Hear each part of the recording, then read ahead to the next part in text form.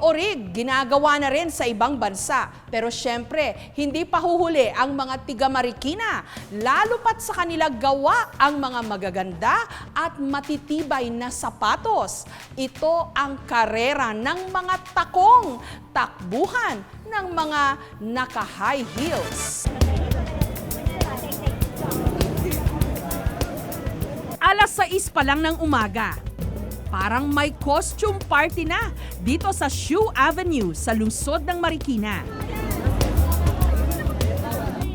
Present sa okasyon sina Catwoman, Cleopatra, pati na si Mulawin. Pagtakbo mo, parang feeling ko, lilipad ka na rin. Ang mga kalalakihan, merong nakabestida, meron pang mukhang Christmas tree.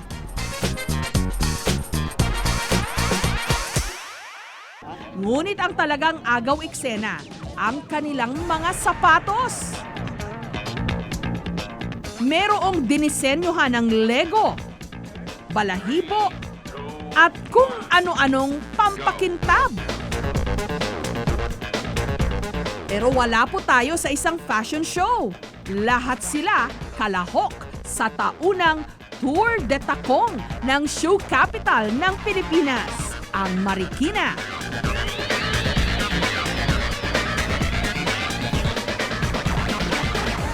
Magpapabilisan sila sa pagtakbo sa layong 500 metro na naka-high heels nang hindi bababa ng 3 inches. Afraid para sa mga bukong-buko. Pagputok ng baril, kumaripas na ang mga kalahok na babae. Ang iba, ilang minuto pa lang, suko na! On our side.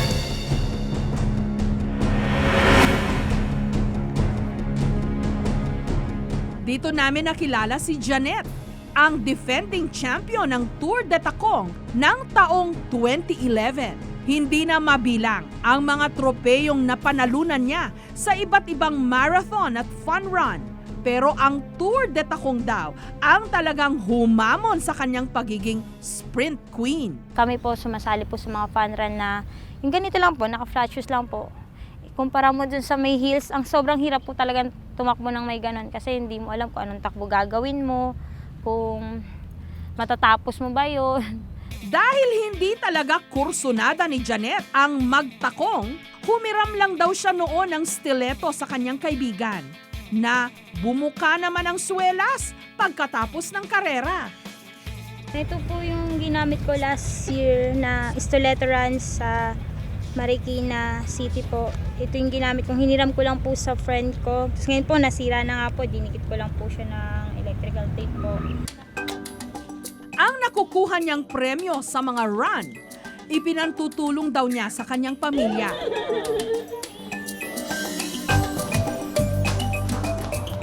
Si Janet ay varsity player din ng track and field sa kanilang eskwelahan. Every Sunday, Saturday po, may mga fun run po kami na sinasalihan kung saan-saan. Tinitext niya po ako kung saan niya ako pwedeng patakbuhin para po may extra income ako sa pagpasok ko po. Yun po yung ginagamit ko pang gasto sa school. Nagagamit ko rin po siya sa bahay. Pati sa kapatid ko po natutulong ko rin po siya. Para sa Tour de Takong sa taong ito, bumili siya ng segunda manong sapatos sa ukay-ukay na may taas na 4 inches. At ito ang kanyang ipinampractice.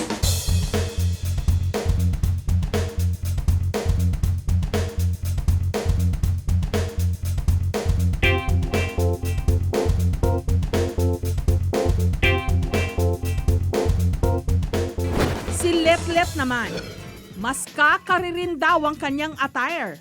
Kung dati, Darna ang kanyang peg, ngayon, sirkera ng racetrack.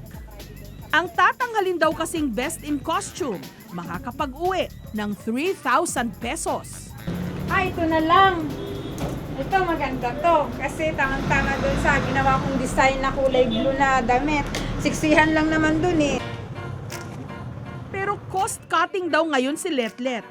Kaya papalamutian na lang niya ang luma niyang damit at sapatos. Gusto ko, gandahan na naman sapatos ko para manalo ako. Kailangan mag-match din yung Oo, style. mag-match yung style dito sa sapatos ko.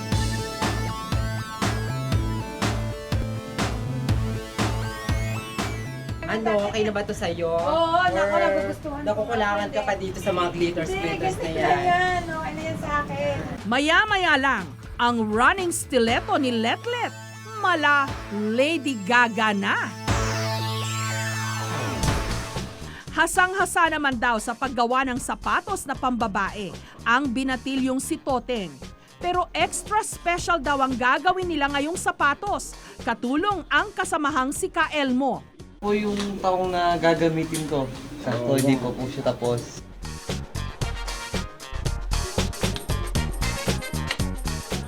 Nung nabuo ang sapatos, nagbihis at nagpapogi na si Toteng. Maingat niyang inilagay ang sapatos sa kahon at binalutan. Pagdating sa park,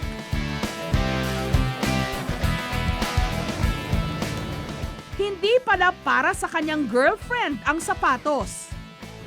Si Toteng pala mismo ang magdi-dress rehearsal bago sumabak sa kauna-unahang men's division ng Tour de Tacong.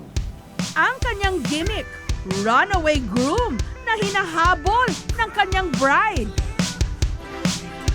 Sumali po ako sa stiletto race ng Marikina para po doon sa prize, para magamit ko po para makapag-aral po ako ng tuloy-tuloy. Saka po para makatulong na rin po sa industry ng Marikina para lumakas po ulit yung na sapatos. Ngunit sa araw mismo ng karera, si Toteng tinakbuhan talaga ng tatayo niyang bride ng Indian.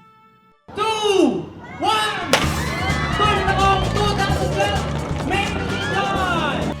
At mukhang nagtuloy-tuloy na ang malas. Dahil nung nag-umpisa ang karera, si Toteng nangulelat. Ang isa naman niyang kasabayan, naiwan ang kapares ng sapatos kaya't iika-ikang tumakbo.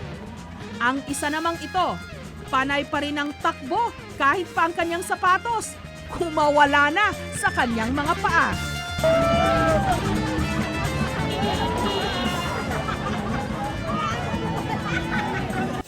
Ang lalaking ito naman, dahil daw sa sakit ng kanyang paa, patalon-talon nung nakarating sa finish line.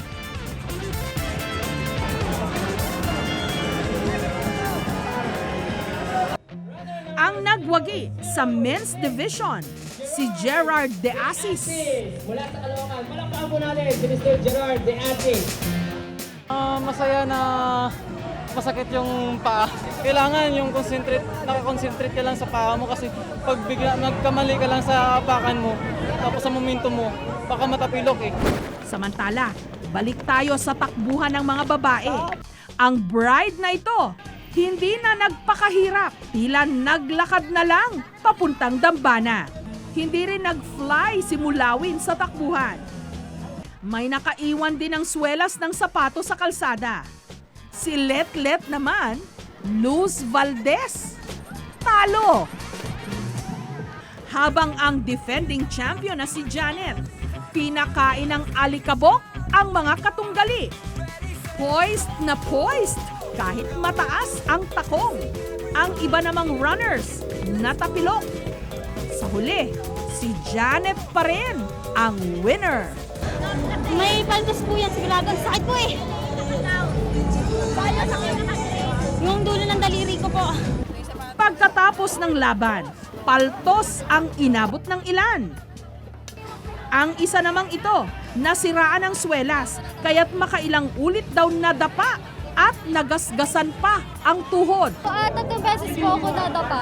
Yun po. Si Letlet naman, bagamat talo sa karera, nasungkit ang minor award na Shunique Award o yung may pinakamagandang sapatos. Iniisip natin ang isang magandang programa. Umisip tayo ng mga bagay na sisimbolo sa industriya ng sapatos sa Marikina. At ito ay tamang-tama yung Tour de Tacong or Stiletto Race, tinagalog natin ang version. Sumisimbolo kasi yung takong ng sapatos na yan sa tibay ng sapatos na gawang Marikina. Ano man ang ating hangarin, sa bawat pagtakbo, matuto tayong bumangon sa malubak at liko-likong daan. Kahit mawapoys pa, tuloy pa rin ang hangaring makarating sa finish line.